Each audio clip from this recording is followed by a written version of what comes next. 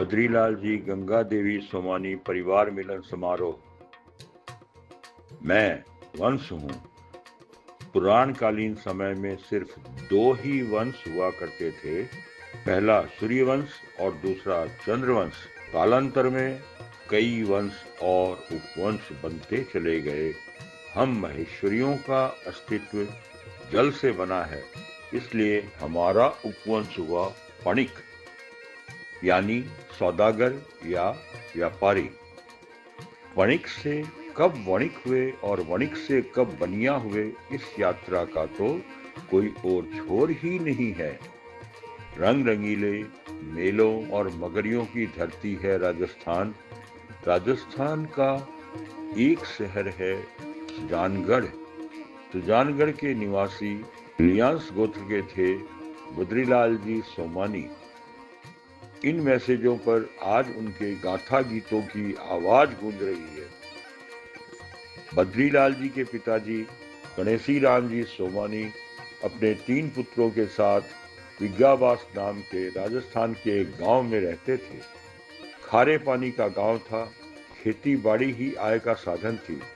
गणेशी राम जी अपने पुत्रों को लेकर विज्ञाबास गांव की अपनी आंगन, तिबारी, अपनी चौकी, बाखल, अपनी गली गुवाड़ छोड़कर सुजानगढ़ आकर बस गए।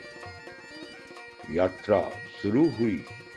कुछ समय बाद धन उपार्जन करने बद्रीलाल जी सोमानी अपनी यात्रा पर निकल पड़े। उस समय बांदीकुई से आगरा तक भाप के इंजन की रेलगाड़ी चलती थी। उसके बाद की यात्रा रेल से भी हो सकती है। बद्रीलाल जी ने अपना पहला पड़ाव लिया माहीपुर, बिहार, 845101 पिन कोड। माहीपुर में माधोलाल जी सोमानी के पास महीना 2 महीना रहे, पर शरीर अस्वस्थ रहने लगा तो माहीपुर छोड़ दिया।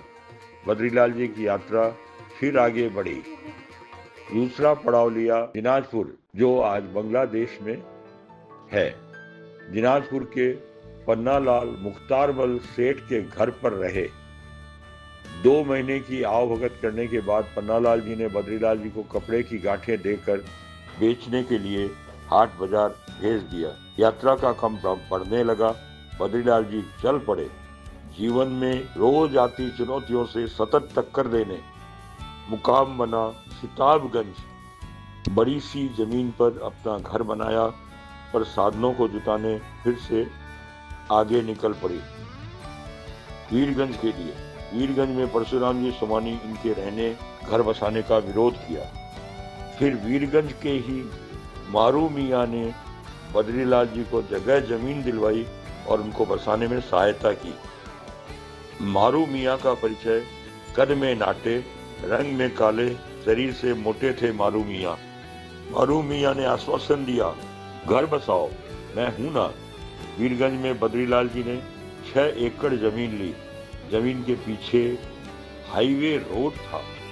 बहुत ज्यादा बड़े बड़े कमरे, उन कमरों के आगे धारांगल, विशाल बड़ी बड़ी चालियां यानी बरामदे, जिनमें चौकियां लगी रहती थी। चौकियों के नीचे आलू बिछे रहते थे।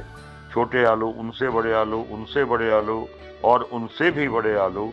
और खेत से खेती निकलकर चौकियों के नीचे ही हवाखोरी करने व आपस में हंसने बोलने बिछ जाती थी। आम के मौसम में आम बिछे रहते थे। गोरू गाड़ी में भरकर आम दिनाजपुर भेजे जाते थे। पर यात्रा अभी भी जारी रही। भगदड़ मची। बद्रीलाल जी साहब फिर रायगंज आकर बस गए।